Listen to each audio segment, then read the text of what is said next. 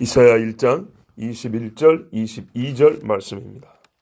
신실하던 성읍이 어찌하여 창기가 되었는고, 정의가 거기에 충만하였고 공의가 그 가운데에 거하였더니 이제는 살인자들 뿐이로다. 내 은은 찌꺼기가 되었고 내 포도주에는 물이 섞였도다. 아멘. 하나님과 변론해야만 하는 현실. 유다와 예루살렘이 이제 하나님과 변론하지 않으면 안 되는 그런 상태가 되었습니다. 하나님의 변론 초청마저 거부하는 현재의 유다와 예루살렘. 반하나님적인 성읍과 나라가 된 것을 직시할 때 나오는 탄식입니다. 신실하던 성읍이 어찌하여 창기가 되었는가? 이 탄식은 사실이요. 이런 사실로 인하여 유다와 예루살렘은 이제 하나님 앞에 나오지 못하는 지경이 되었습니다. 곧 그 다음은 뭐죠? 버림받고 쫓겨나는 겁니다. 물론 이거는 징계입니다. 아비가 자식을 사랑해야 하는 징계라서 돌아오게 합니다. 다만 우리가 예를 매일 들면 한 시간 밖에 있다 돌아오는 그 정도의 징계가 아니고요. 수백 년, 수천 년이 걸리는 징계입니다. 유다와 예루살렘에 대하여 이렇게 말씀합니다. 신실하던 성읍이었다. 세상에 사람에 만든 도시 중에 신실하다 칭함을 받는, 마치 의인에게 부르는 칭호처럼 신실한 성읍, 이런 데가 어디 있습니까? 그러나 예루살렘은 그런 적이 있었습니다. 언제고 인간이 사는 곳에 죄가 없었겠습니까마는, 의인이라고 불린 자도 죄가 없겠습니까마는, 하나님의 공의가 충만하여서 이 땅을 지배하는 진짜 공기가 되었던, 이 땅에 흐르는 물이 되었던 그런 때가 있었습니다. 하나님의 공의로부터 모든 삶의 지식과 기준을 공급받았고 규율을 받았고 또 행하는 모든 일에 하나님의 의의가 충만했던 그 한때가 있었습니다. 다윗은 죄를 지었을 때 울었습니다. 여기에 하나님의 은혜와 공의가 있습니다. 성전에서는 여호와의 율법이 선포되었고 백성은 즐거워하고 어떤 말씀이든지 아멘 하였습니다. 도시든 산지든 집집마다 하나님의 말씀을 가르치는 아버지가 있었고 절기를 지키며 그 집 문설주에는 여호와의 말씀이 새겨져 있었습니다. 행여나 누룩이 있을까 봐 청소하는 어머니들이 있었고 부모의 말씀에 순종하고 거역할 때는 매를 맞을 줄 아는 자식이 있었습니다. 그리고 집집마다 기도 소리와 말씀 암송하는 소리가 집에서 집을 건너가고 집에서 집을 건너가고 해서 골목을 울렸습니다. 의로우신 하나님의 백성으로서 집의 그릇들마저도 혹시 그 문양이 우상 숭배적 문양을 가질까 조심하였던 때가 있었습니다. 머리를 깎을 때도 혹 지나치게 둥글어서 내가 이방 사람을 흉내내는 것 아닌가, 이방의 유행을 쫓아하는 거 아닌가 극히 조심할 때가 있었습니다. 미디안의 여인들이 아름다워도 그 옷차림과 손톱과 발톱과 눈썹 그리는 것을 흉내내지 않았습니다. 지금도 유대인의 마을이 있습니다. 예루살렘에 가면은 정통 유대인이 사는 마을이 있는데 거기서는 여인들도 무릎 아래 긴 치마만 입고 삽니다. 여인들은 스타킹 신잖아요. 검정색 스타킹만 신고 아주 경건한 그런 옷차림을 하는 그런 마을들이 있습니다. 거기는 텔레비도 인터넷도 없습니다. 놀랍죠? 아직까지 그런 게 없습니다. 여전히 사람의 손을 써서 붙이는 벽보들입니다. 그렇게 살아가는 예루살렘, 우리가 갔던 그 도시의 어느 한 곳은 그렇게 지금도 살아가는 사람이 있어요. 옛날에 꼭 레갑족속 비슷하게 말이죠. 몸을 씻는 일도 주의를 기울였습니다. 부정한 것이 있으면 바로 씻었고요. 행여나 나도 밧세바와 같은 우를 범할까요? 조심하였습니다. 집안에 더러운 것, 죄가 들어오지 못하도록 철저히 막았습니다. 도둑을 막는 것보다 죄가 들어온 것을 더 막았던 때가 있었습니다. 우리도 하나님 앞에 정말 깨어있고 심령이 뜨거울 때는요, 이 일에 힘을 쓰지 않습니까? 발견된 죄에 대해서는 어떤 일보다 우선하여 제거하기를 힘썼던 그런 때가 있었습니다. 몸에 큰 병이 들면 만사를 제치고 병원에 달려서 고쳐달라는 것처럼 우리 육신에 죄가 있으면, 우리가 거하는 마을에 죄가 있으면 이걸 없애는데 최고 우선권을 뒀습니다. 여리고를 무너뜨렸습니다. 이 성을 가려는데 이 조그만 성을 못 이기는 거예요. 뭐 때문에요? 모든 게 왜 스탑이 됐죠? 그럼 뭐부터 해결했죠? 아간의 범죄부터 끄집어내고 그 일에 대한 해결부터 먼저 하고 그리고 다시 갔습니다. 하지만 지금은 어떠냐? 창기가 되었다 했습니다. 큰 집, 방에 여유가 있는 집들에는요, 한 방은 우상 숭배하는 신전이 되었습니다. 작은 집들에도 지붕마다 하늘의 여신에게 바치는 향단과 떡상이 놓여 있습니다. 골목에는 다른 마을이나 골목에 뒤질세라 최선을 다해 깎아 세워놓은 바알과 아세라 상이 마추이가 이방의 도시인가 다메섹의 골목인가 착각이 들 정도입니다. 하나님과 혼인한 이스라엘이 스스로 이혼장을 들고 하나님께 가서 이혼해달라고 고래고래 소리를 지르더니 바알과 재혼하고 아세라와 동성애를 즐기는 그런 자가 되었습니다. 밤이면 몰래 또 다른 나라의 귀신들과 욕정을 이기지 못하고 쾌락을 즐기니 창기보다 못한 백성이 되었습니다. 신실하던 성읍이 어찌하여 창기가 되었는고. 사람이 죽은 것을 보아도 무관히 지나가고 스스로 사람을 죽이고도 죄책감을 느끼지 못하고 또 죄가 무섭다는 걸 알지 못하니까 사람을 죽이는 데에서도 겁이 없으니까 어떤 다른 죄에 겁을 먹고 하나님께 엎드릴 생각을 하겠습니까? 죄 사함은 없는데 죄 악의 행위는 계속 누적이 되어서 이 땅이 죄의 무게를 견딜 수 없을 정도로 비유컨대 그래서 땅이 갈라져 쌓인 죄를 지옥으로 떨어뜨려 놓고 다시 죄를 받아야 할 정도로 그렇게 죄로 무거운 땅이 되어 그랬습니다. 듣고 싶은 소리를 파는 꿈꾸는 자들을 찾아가서 아침마다 우유 배달시켜 마시듯이 조간판 꿈을 사서 하루에 점을 치고 깡패무리와 같이 떼를 지어 뛰어다니며 음풍을 골목마다 집집마다 산당마다 불게 하고 악한 자들이 선지자를 돌로 쳐 죽여도 잘했다고 칭찬하고 기쁨의 선물을 주고받으니 요한계시록의 마지막 때와 다른 게 하나도 없습니다. 그들은 자식만 몰래게 바친 게 아니라 하나님의 선지자들의 피를 몰래게 입에다가 따라주는 극악무도한 죄인들입니다. 그러면 예루살렘과 유다에서 살인죄의 죄책을 지지 않을 자가 누굽니까? 다 살인자들. 22절에 보면 유다와 예루살렘은 은빛은 나지만 찌꺼기가 은빛을 잡아먹어서 불순물 중에 은이 들어있는 것처럼 더러워졌습니다. 99% 은에 좀 정제, 재련 기술이 약해서 불순물이 손톱만큼 들어있는 게 아니라 뭐가 은이고 뭐가 찌꺼기인지 구분이 안 될 정도가 됐다는 얘기입니다.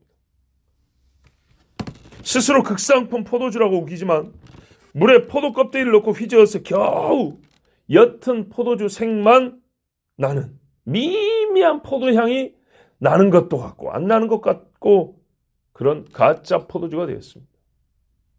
자, 여러분 지금 유다와 예루살렘 우리를 한번 보세요. 너는 그리스도의 향기라 그랬는데 과연 그리스도의 이름을 붙인 조각을 해놓은 정도의 티가 나는 것인지 아니면 이 속에 심령에 하나님의 말씀이 새겨져서 그리스도의 향이 나는지. 이 은과 포도주는 유다와 예루살렘의 영적 실체를 비유한 것인데 비유일 뿐만 아니라 또 다른 실체가 있고 그 실체를 비유적으로 나타낼 뿐만 아니라 이 자체가 실체였어요. 어떤 의미냐? 삶의 부정과 거짓이 많아가지고 대표적으로 실제 있는 이 두 가지를 말한 것이라 봐도 무방해요. 요즘에 가짜 참기름이 많다 보니까 한 20-30년 됐죠. 원조, 지인, 참기름에 또 참자 붙여가지고 참기름, 옛 참기름. 그래도 의심스럽죠. 그러니까요. 사람이 자기 이익 보려고 한번 거짓말하면요. 그게 돌고 돌아서 자기도 뭔가를 신뢰하지 못하고 항상 불안에 떨어야 되는 삶을 살게 된다니까요. 그냥 은이라 하면 은인 줄 알아야 되는데 앞에다가 참자를 붙여요. 참은, 진짜 은, 원조 은, 옛 은 이런 거 같이 붙여도 그래도 가짜.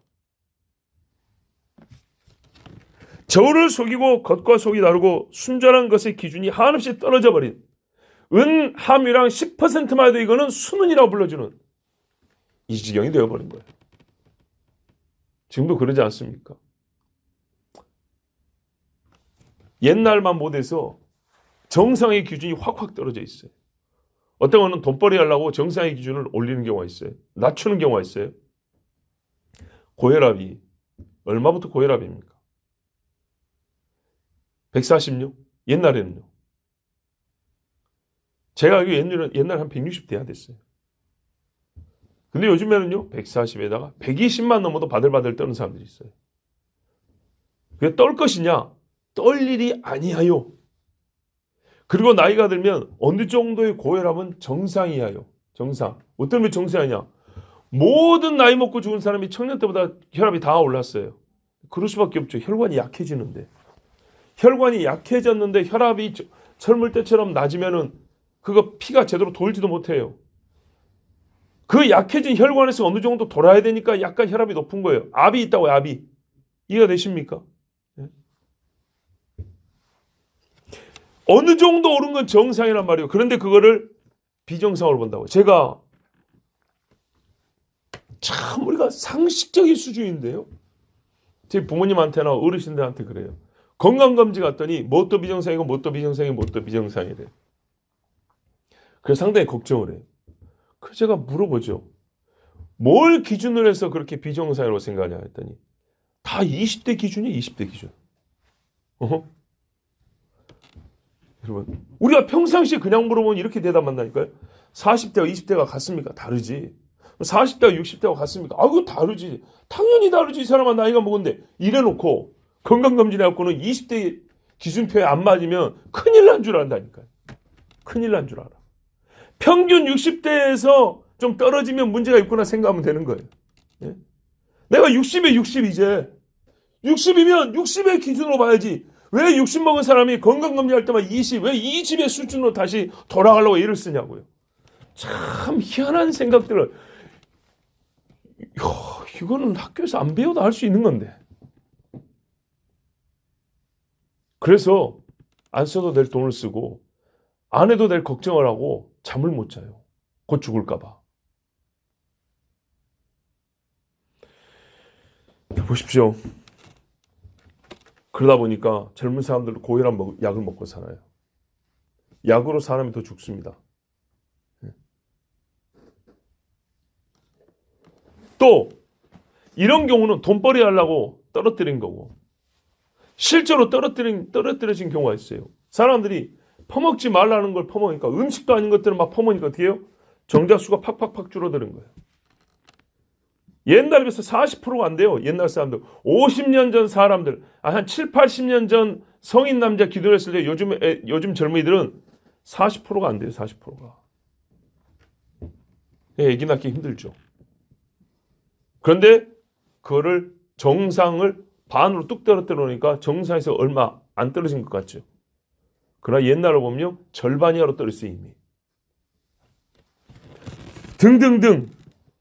순전한 것과 거룩한 것의 기준이 떨어져서 예배 시간에 말입니다. 자기 하고 싶은 거 다 해도 핸드폰 받고 지금 예배 시간이야. 이딴 소리에도 예배라고 생각하는 거죠. 성전의 삶 앞에 눈먼 것, 뜯어진 것, 피 흘린 것, 짐승들 가져다가 하나님에 바치면서도 바치면 됐지. 하나님이 다 받았지. 저 향 올라가는 거 봐봐. 이런단 말이에요. 지금은 물맛인지 포도맛인지 모를 정도였어요. 옛날에는요. 포도주와 물맛이 확실히 구분됐어요. 포도주 중에서도 하품과 극상품이 맛을 조금 보면 바로 차이가 나서 알 수가 있었어요. 근데 지금은 물맛인지 포도주 맛인지도 모를 맛인데도 포도주라고 우기면 통하게 됐어요. 이거 포도주라니까? 이거 이렇게 옅은데 포도주야 포도주 안 사람만 말고. 그렇게 받아줘야 돼요. 왜? 각기 옳은 대로. 각기 제 말이 진리니까 아니라 하면 욕으로 넘게 돼 있어요. 그런데 남만 나한테 그러냐? 나도 그래요. 나도 이익 볼 일 있으면 남한테 우깁니다. 이사야서 뒤보면 나오잖아요. 검은 것을 희다 하고 흰 것을 검다 하고. 억지로 우기면, 다수가 주장하면 진리가 되는 세상이 되어버렸어요. 포도주에는 포도가 몇 프로 들어있어야 됩니까? 우리는 포도주 전문가가 아니라서 모르겠지만 원래 포도주라는 건요, 포도 안에 들어있는 수분만 들어있어야 되죠. 포도를 짰을 때 그 자체가 수분이 있기 때문에 포도가 본래 담고 있는 수분에 물만 들어있어야지, 거기에 추가로 물을 부으면 참 포도주가 아닌 거죠. 근데 걷다 막 물을 퍼붓고 나서 포도주라 그래요. 여러분 아시잖아요. 일반 패스트푸드점 가도 콜라가 싱겁잖아요. 왜요? 물 타니까. 얼음 부으니까. 물에 포도를 섞은 정도이지만 정상 포도주 가격을 받아야 제값을 받은 것이라고 생각을 해요. 싸게 받아 정상인데 원래는. 누가 얼마나 교묘하게 잘 섞어 가짜와 진짜를 가리지 못하게 하는가에 따라서 지혜와 무지한 자가 나타납니다. 잘 속이면 너 참 똑똑하다. 악하단 말을 하는 게 아니고 똑똑하다. 못 속이면 아이고 바보 같은 거, 남들 다 하는 거 지는 못, 아이고 이런다고요. 요즘 세상에서 많이 듣는 소리 아닙니까? 해 아래 뭔 새 것이 있습니까? 많이 가진 자일수록 또 잘 속여요. 왜? 속이는데 기술이 필요하고요. 장비가 필요하고요. 재료가 필요하거든요. 많이 배운 사람일수록 잘 속여요. 지식이 있어야 잘 속이거든요. 남보다 아는 게 있으면 잘 속이기 쉬워요. 바로 여기가 성전이 있는 도성 예루살렘입니다. 지금 예루살렘에도 새벽마다 꾸란을 그 큰 스피커로 틀어서 예루살렘 성내와 그 주변에 산천을 울리고 있습니다. 온갖 귀신들과 새들이 모이는 곳이라 그랬죠. 맞지요? 여러분, 새벽에 오셨으니까 하나 가르쳐 드릴게요. 예수님 골고다 십자가 있고 성분묘교회라고 해가지고 제일 더러운데 혹시 들어가 보셨어요? 안 들어갔죠? 들어가 보셨어야 됐어요. 정말 들어가 보셨어야 했어요. 얼마나 더러운지. 골고다는 맞는 것 같은데 그 옆에 진짜 중국에 가면은 산에 그 조상들의 묘를 집 모양으로 꾸며가지고 막 온갖 부적 붙여놓고 막 종 달아놓고 막 금색, 은색 해놓은 거 있죠. 꼭 그따구로 해놨어요. 거기가 예수님 무덤이라고. 이야, 그리고 거기서 진짜 온갖 우상숭배 행위를 합니다. 근데 실상 거기가 예수님 무덤이냐? 아니에요. 성경에 보면 예수님의 무덤은 동산에 있다서 동산. 어느 가든 정원에 있다는 얘기예요. 거기는 산꼭대기예요. 거기는 죄수들을 사형하는 곳이라고요. 그 죄수들을 사형하는 곳 옆에 아리마대 요셉이 자기 무덤을 걷다 팔았을 것 같습니까? 그 거울감 공회원이 아니에요. 거기가 참 예수님 무덤이 아니에요. 그런 악한 사람들은 예수님의 무덤이라고 하나 꾸며놓고 거기서 정말 귀신에 쏘아서 온갖 귀신 숭배적인 행위를 하기 위해서 십자가 바로 옆에다가 지근거리에다가 무덤이라고 그래갖고 관광객 끌어모으고 우상 숭배하게 하는 거예요. 여기 예수님 무덤 아니에요. 또 다윗의 가묘라고 해가지고 들어봤죠. 맞아요. 가묘입니다. 가묘. 왜 그러냐? 성경을 토대로 보면 저기 안 가봤어요. 그래서 안 갔는데 성경을 토대로 보면 뭐라고 되냐? 다윗 성 안에 왕들의 묘실이 있고 보면 아시지만 하나님 말씀에 순종했던 왕들은 높은 곳에 안치를 하고 그렇지 못한 왕들은 낮은 곳에 안치를 했다 했어요. 그 말은 어떤 말이에요? 어느 공간이 있는데 꽤 넓다는 얘기고 윗부분과 아랫부분이 있게 이렇게 높낮이가 구분되어 있는 상당히 규모 있는 공간이라는 얘기예요. 이해가 되십니까? 신의 산을 말하는데 수백만 명이 모여있을 만한 그 광야 넓은 공간이 안 보인다. 여기는 신의 산 아닌 것처럼. 그래서 말 그대로 가짜 묘들이에요. 가짜 묘들. 그러나 거기서 뭐랍니까? 사람들이 온갖 귀신 숭배적인 행위. 귀신 숭배적인 게 아니라 정말 귀신 숭배, 마귀 숭배하고 있는 거예요. 이런 동네 어디라고요? 예루살렘이란 말입니다. 예루살렘.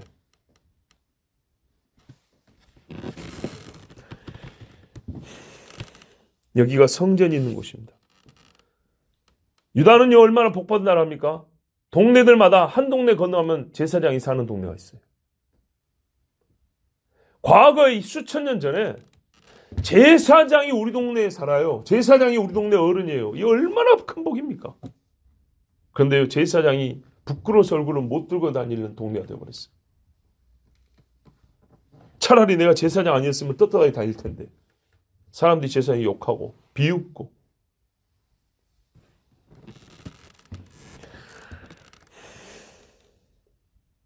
설마 하나님이 성전인데 다르겠지.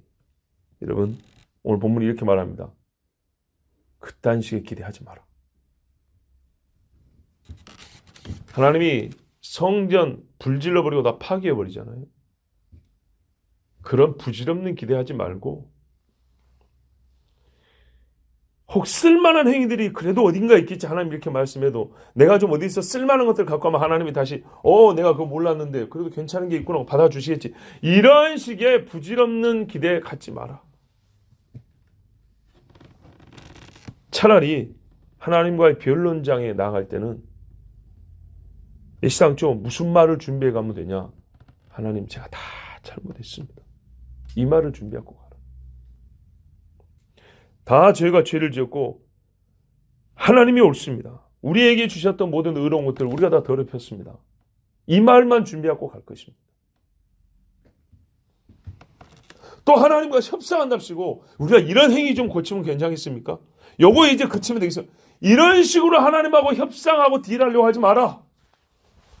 그렇게 될 것이 하나도 없어요. 왜? 마음들이 이미 썩었기 때문에 썩고 부패한 마음에서 썩은 물이 줄줄 흐르는데 거기서 죽은 시체했단 말이죠.